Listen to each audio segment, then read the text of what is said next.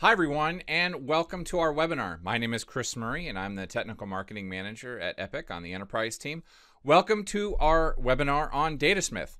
Today we're going to be looking at a lot of new and interesting things. You probably have heard a little bit about Datasmith, and we're going to cover a lot of that today. That's what this whole webinar is about. So thanks for joining us, and let's dive right in. So what we're going to cover today, we're going to cover some of the top things you need to know about Datasmith. I'll explain exactly what it does and what it doesn't do. We'll be looking at the differences between the CAD and the 3ds Max importers. I'll be showing you some workflows. I'll be showing you some actual file translations.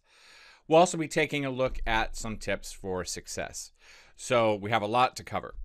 Also in the webinar today, you probably have already noticed that on the right-hand side of your screen, there's a chat room. A lot of you are already chatting. That's great. We want to definitely see that interaction. I'm also going to put up some classroom polls at some times throughout the webinar today to interact a little bit so I can understand where everybody's at and what everybody is doing, what tools you're using, that sort of thing. So watch out for those polls. I'd love to hear from you on those. When you're using the chat, if you notice in the little field where you enter in your question or comment, there's a little button immediately to the left of that field. If you click that button, you'll get the option to submit your comment as a question.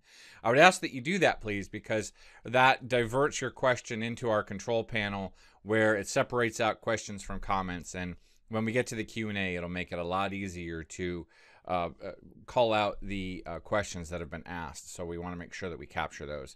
We'll be doing Q&A at the end. And also after this webinar, I'll be mailing out a survey. And actually, I'll be mailing out two things. You'll be getting a survey and the link to the replay of this webinar. They'll both be in the same email. So it's really important for us to hear what you think about our webinars, what we can improve, what we did great.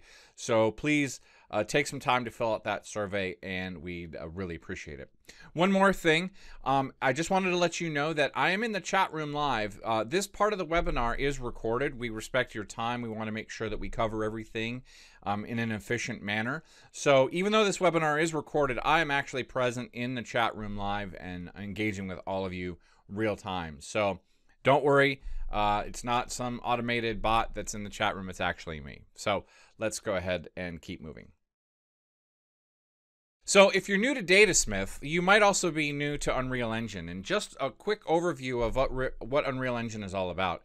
Unreal Engine comes from Epic Games, and Epic Games has been around for 18 years, and we have a really great legacy of making some fantastic looking games like Unreal Tournament and Fortnite you may have heard about, and of course Robo Recall. We're an enterprise team within Epic Games, and our focus is solely on anything that is non-games. So design visualization, automotive, engineering, construction, entertainment, virtual production, linear, real-time films, those sorts of things. So we have a dedicated team that's focused solely on those business challenges and issues, and we're here to make sure that your needs are addressed within the engine. The engine is everywhere. You're not alone in using Unreal Engine. If you're new to Unreal Engine, there's over 3 million users worldwide, and of course you've probably discovered, if you've downloaded the engine already, that it's completely free. The free version includes the full tool set and source code. So before we dive into Datasmith, I just want to mention briefly the other webinars that we've been hosting that some of you may have seen. Previously, we've been hosting the AEC series of webinars. We have 4 webinars so far in the bank. We have 1 left. Product design series, we've completed 2 webinars. We have 2 remaining. And obviously today is all about Datasmith. So again, keep an eye out for the future webinars. November 30th is the AEC webinar for VR production, and early 2018 for our product design webinars. So at SIGGRAPH this year, you may have seen or heard the news about Datasmith. And the goal of Datasmith at that time that we were showing on stage at SIGGRAPH was achieving frictionless workflows with large-scale data sets in design visualization and manufacturing. And that's, of course, when we announced the registration for the beta. The beta is still ongoing. Some of you may have registered and not received the invite yet. That's okay. We had an overwhelming response to the beta, and so we are getting those invitations out as quickly as we can. We kind of roll them out because if we let everybody in all at once, it would really overwhelm things, and we want to make sure that we're able to deliver a good customer experience as well. So be patient if you haven't received it yet. If you have received it and you've been playing with it, we're glad you're here. It's important to think about some things that are going on in the industry right now. We're in the middle of a sea change of what's going on with experiential design. The experience design revolution is upon us. Unreal Engine has been part of this process for a couple of years now. We're the fourth most used image renderer by design visualization experts. VFX and film people are using our software to do 3 shots in films like Star Wars Rogue One and many others. And the human race just won the Best Real-Time Graphics and Interactivity Award at SIGGRAPH. The point being is that the days of rendered images are coming to a close, and everybody wants to experience their design in real time, in milliseconds, not in minutes and hours. So what does frictionless workflow mean anyways? Well, when we announced the beta, we announced that it's our intention to really provide fidelity to the source scene. And so what that means is we want to take texture maps, shaders, material, geometry, lights, cameras, and make it easy for you to on-ramp them into Unreal Engine without a lot of the rework that it usually would take to set up all of your textures, lights, and cameras again once you import it into the engine with an FBX workflow. When it comes to CAD data, we want to make that workflow especially simple and easy. We now support directly into the engine several CAD formats, including Creo, SolidWorks, Pro E, and if you look at this list, a lot of other ones as well. The goal here is to provide automatic UV generation, scene organization, tessellated geometry, support for lights, cameras, and of course material substitution.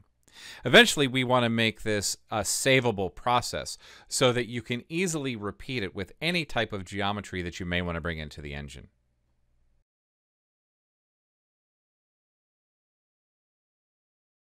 Once I receive my invitation for the beta and I accept it, I'm now ready to install Datasmith into Unreal Engine and into 3ds Max.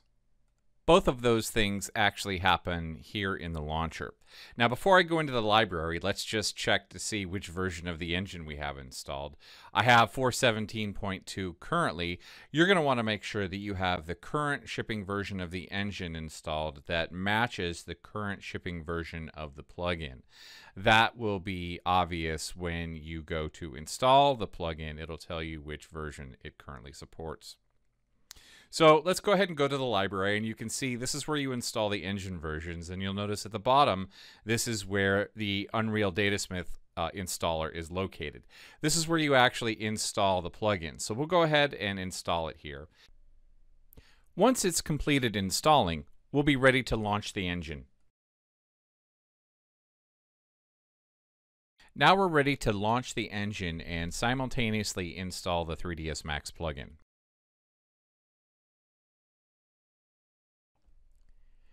During the launch process, you'll be prompted to install the plugin for 3ds Max. Go ahead and follow the on-screen prompts.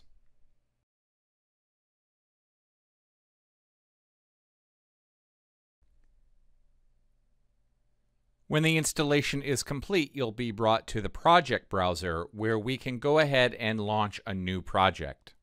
Once the new project has completed loading, all you have to do is click on the Import button, and this is where you'll find all of the various CAD formats that you can import directly into Unreal Engine. You'll also see the Unreal Datasmith format. This is the format that we use to import our assets from 3ds Max. Speaking of 3ds Max, let's go ahead and launch it, and we'll find the uDatasmith format exporter there. Once in 3ds Max, we simply go File, Export, and change the format type to uDatasmith, and we can export directly from there. We'll take a look at some of the export options shortly, but for right now, that's where you find the importers and the exporter. So let's go ahead and send something over to Datasmith. Sending things over is actually pretty straightforward. What's important, though, is the thought and consideration you give into how your scene is organized and arranged. You'll notice over here that I'm using a layer system, so I have everything on lots of different layers. I have my cameras on their own layer, lights on their own layer. I have the structure itself, any wood trim, anything like that. You'll also notice that in the scene hierarchy, I have things that are explicitly named as much as possible. I'm really trying to avoid generic names wherever I can, because I'm going to get this list of objects in Unreal Engine, and I want to be able to differentiate between them as much as possible. So really, it's just kind of a best practice that you could use anywhere, but I really want to make sure that I'm using it in Unreal Engine. So I'm going to go ahead and go back over to my layers. Now, if I just do File Export, I could send everything over all at once. That's certainly a viable method. But you can also just send over things that are visible. And I'm actually going to send over a couple of different exports and build my scenes incrementally. So first thing I'm going to do is I'm going to turn off everything that I don't want to send over. So I'm going to turn off my lights and my cameras. I'm going to turn off the decor. I'm going to turn off the furniture, and I really just want to send over the environment space itself, just the room. Okay, so let's go ahead and do File Export. So I'll do File Export, and we'll leave this name that is similar to the version that we're working with, and we'll call this space no lights. And we'll go ahead and say save. And again, we're just exporting the visible objects. I could also export the selection if I wanted to, but for now, I'm just going to say okay to that, and we'll export it.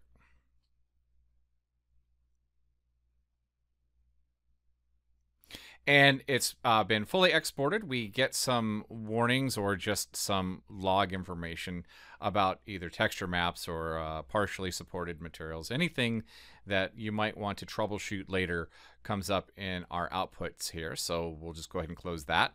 Now let's go ahead and start exporting some of our other parts. We're going to go ahead and turn on the furniture. And we'll go ahead and hide the doors and windows. And so we'll just export our furniture here. I could turn off the background if I wanted to. Let's go ahead and do that real quick. We'll go into our environment and we'll turn off the map there. We'll go File, Export, and we'll save this and we'll just give it a variation. We'll just say version 39,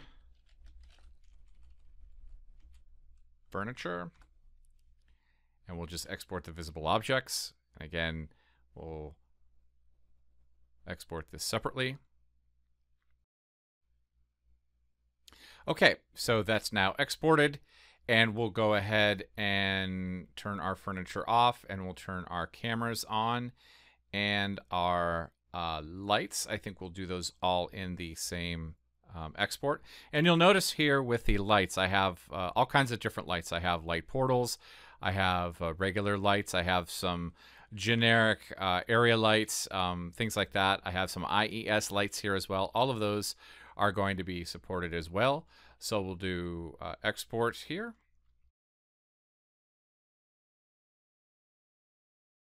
Okay, great. So now we're ready to switch over to Unreal Engine and bring all of those different Datasmith files into the engine. Okay, so let's go ahead and start bringing things into Unreal Engine with the Datasmith importer. Now, like I said, there's many different ways that you can bring stuff into the engine. I happen to do several different exports, so we're going to go ahead and bring it in pieces. So I'm going to go ahead to import, and first thing I'm going to import is the space without any lights. And we get our import options dialog box, and this is where we can choose what we want to bring in. I could bring in just geometry and textures. I don't have any lights in there, of course. I'm going to import my geometry as static mesh actor per object, or I could do a blueprint or a single static mesh actor with components that, either one. I'm going to set my light map resolution to 256. As I've previously mentioned, Datasmith automatically creates light map UVs for us. So I'm going to choose this resolution to be a little bit larger right off the bat. And we're going to go ahead and create a new level out of this. So we'll let this come in. It should come in fairly quickly because there's not a whole lot in the level. Okay, our environment has come in and it's going to go ahead and compile the shaders. And once that happens, we'll begin to see all of the different materials show up. This is one of the real advantages of Datasmith, because in previous workflows, this would take a lot of time where you'd have to go back and redo all of these textures manually. Okay, now that everything has compiled, we can see that pretty much our environment has come in. Everything that we had exported is present in the scene. Now let's go ahead and bring in our cameras and lights. I'll go ahead and bring in the other Datasmith file. So we'll do lights and cameras, and we'll just leave that all the same. And this time we're going to merge it to the current level. So we'll just bring this in. This should come in fairly quickly. Once our lights come in, I just need to do a quick adjustment to wrangle the viewport exposure into a range in which we can see the effect of our lights. And so there we are. And that's it. All of our lights are there. Our textures are there. We're seeing exactly what we would hope to see based on what we saw in 3ds Max. If we take a look at our scene hierarchy over in the World Outliner, we can see that our physical cameras are there, standard cameras are there. Our lights have been brought in properly. We're currently developing some lighting system compatibility features with Unreal Engine, so we have a couple of extra things in there that will be consolidated in future builds. But as you can see, everything that you would expect to see in Unreal Engine has come over from 3ds Max. And let's go ahead and get our environment turned on so that we can see this in a better context. Okay, and here is our lit scene. I'm going to go ahead and hide all of the sprites within the scene, so that's great. Let's go ahead and now import our furniture. So we'll bring in the rest of the scene information, and again, I'm going to leave this all the same, so we're going to merge this into the current level. Now this might take a little bit longer because obviously we have a lot more objects in here, and we're generating all the UV light maps for those in channel 2. So we'll go ahead and just let this set for a second. Okay, all of our furniture has been brought in here. You can see the lighting is still pretty harsh. We haven't done a light bake yet, but we're going to go ahead and get to that. But let's just double check a couple of things to make sure that everything came in properly. For example, I'm going to check some of these cross beams up here. I'm going to load these into the static mesh editor, and I'm just going to double check the UV channels on here. You can see UV channel 0 has my layout, and UV channel 2 that looks pretty good. That has everything in there, so I'm not seeing any problems or anything. This is what was automatically generated by Datasmith coming into the scene on import. And again, just double checking to make sure that all of the scene hierarchy is still in place. Everything that we had set up in 3ds Max is there. For some of the instances, explicit objects are made, so you may see some things with different object names as what we had in 3ds Max. Again, this is part of the process. Layers in 3ds Max are also respected. You can also see that it generated a number of new layers based on some of the instancing that we had going on in 3ds Max. Datasmith does support instancing and XREF objects as well. So those are brought in and organized specifically. So at this point, we're ready to do a light bake and see how our lighting can turn out. And so here's our final scene that has been through the light baking process. You can see that all the textures are here. We have some nice shadows, good contact shadows, some ambient occlusion going, and everything that we brought in from 3ds Max is pretty much here as is. We did do some adjustments to exposure control, but other than that, all of the lights, all of the cameras, everything else came right from 3ds Max via Datasmith. Now that we've seen the workflow with Datasmith, let's take a closer look and get a better understanding of what Datasmith does do and doesn't do. Remember, Datasmith is still only in beta. We have a long way to go before we actually ship our first products to the public. So there's going to be a lot of change and evolution as we go on from this point in time. But there are a couple of things that we know that it doesn't do, and we should probably clarify that. The first thing that it does do is we convert the most popular V-Ray and Corona assets that may have been used inside a scene. Now, what this means is they're being converted to be used in the Unreal environment. It doesn't mean that we specifically support V-Ray shaders and materials or Corona shaders and materials. It means that we are converting them or translating them into Unreal specific assets. Another thing that it does for you is the auto conversion of unsupported image formats. If you have formats that are outside of the supported formats that are in the engine, it'll automatically conform those to be used within the engine. It will also automatically convert bump maps into normal maps. As great as all of that sounds, there are some things that Datasmith doesn't do. Datasmith doesn't fix bad geometry.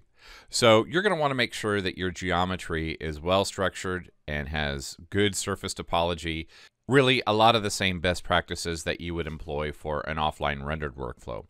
You want to avoid open edges where possible. You want to avoid overlapping vertices. You want to avoid isolated vertices and long triangles. You want to make sure that the smoothing is appropriate and that the surface topology will accept good-looking textures. It's worthy noting, though, that the CAD importer will have some topology tools that may fix common issues that are usually found within CAD workflows. And speaking of textures, it won't fix bad UVs. So if you have a lot of overlapping UVs or you get your geometry from other places and they have their own UVs on there, really you're going to have to be the one that's in control of proper UVs. Fortunately, the engine is very forgiving when it comes to overlapping textured UVs, but it's not as forgiving when it comes to overlapping UVs for light baking. Now, that being said, Datasmith will generate UVs for light map generation. So upon import into the engine, it'll automatically generate UVs that can be used in UV channel 2 for doing light baking. You can still generate your own UVs for the light bake, and you can do some fixing of some layouts in Unreal Engine. But if you want a custom UV set for doing your light bakes, you would still need to lay those out in 3ds Max. Another thing to be aware of is that Datasmith doesn't automatically reduce polygon counts.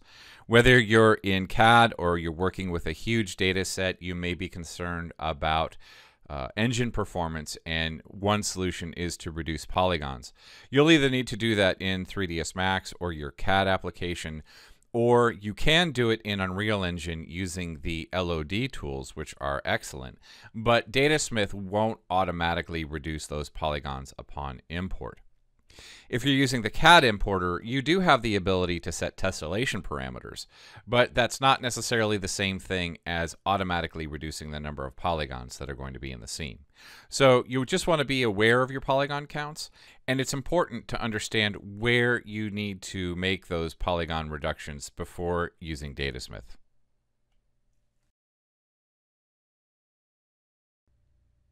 So let's go ahead and take a look at the CAD importer. I'll go ahead and choose import. I already have an asset ready to go, and we'll bring it in, and you'll see some similarities with the 3ds Max importer in terms of geometry, materials and textures, lights and cameras. You can bring all of those in if they exist in your source CAD file. We'll adjust the light map resolution to be 256. Again, if you have a piece of geometry that does not have any UVs on it at all, it will automatically generate these UVs. And finally, down here are CAD import settings. This is where we can set the settings to really have the most impact on the surface topology that is generated. Remember, Unreal Engine uses polygons, and if you have parametric surfaces or other types of NURBS or mathematically based surfaces, those have to be topologized.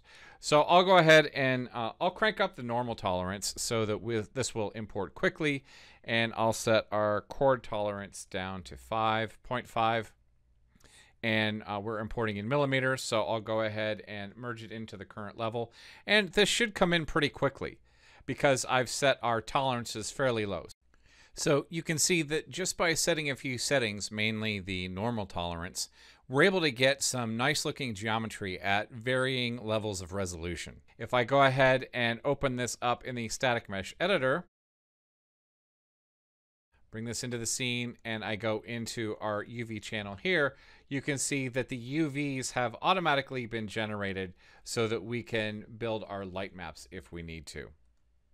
Let's take a look at some tips for success in using Datasmith when it comes to textures. Go ahead and start using Unreal Engine supported textures as early as possible in your process. This will save export and import time when you're moving things over to the engine. Combine objects wisely. Consider consolidating materials when possible. The fewer materials you have to process in the engine, the better performance you'll get. Use something like algorithmic bitmap to material to generate maps for the engine. Now, we already discussed the fact that bump maps are automatically converted into normal maps. But if you want more control over the maps that you want to create, and even create some maps that are really leveraged strongly within the engine, like a roughness map, you want to be able to make those outside of the engine and have complete control over that process. Bitmap to material is a good solution for that. Also, UVs still matter. We did talk about UVs earlier, but honestly, good UVs are a matter of best practice. So you want to make sure that whenever possible, you're the one that's in control of your UVs. You're the one that's laying them out properly. And the time spent in proper UVs will translate into better looking surface topology within the engine. Some tips for success when using Datasmith when it comes to geometry include poly reduction. Using the LOD tool in Unreal Engine is actually quite good.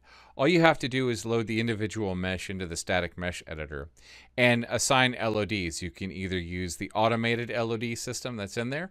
You simply set the number of LODs that you want and some basic parameters, and it will crunch the polygons down for you. Or you can import other LOD models that you've created elsewhere. Either way, the LOD tool in Unreal Engine is actually quite good and really easy to use.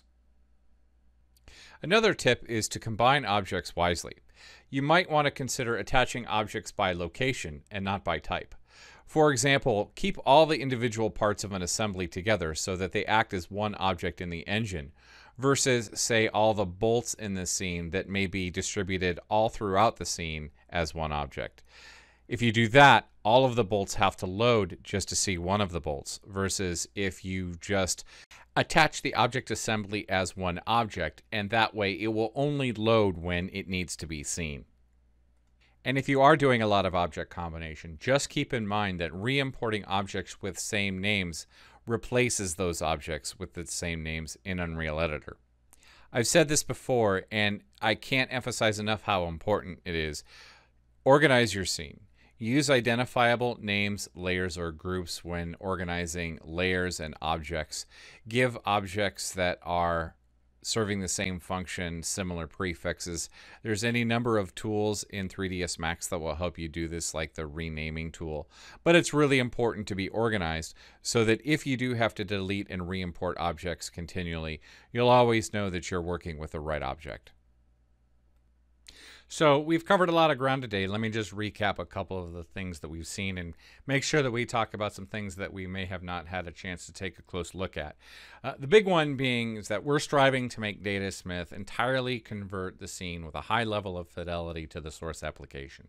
So this means that we want to support 3ds Max materials, V-Ray materials, Mental Ray materials, and Corona materials. Those will be converted into usable Unreal assets. We also want to support V-Ray and Corona lights and convert them into usable Unreal assets. We automatically generate UVs for light maps on objects that don't have them. So for both design visualization and CAD data, those objects will have UVs automatically generated for the purposes of light maps.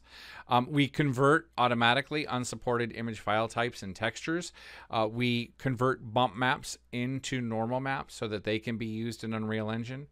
In terms of scene organization, we're respecting the Scene Explorer in 3ds Max. So if you want to have multiple layers or groupings or things like that, all of your scene organization will come over to Unreal Engine with Datasmith.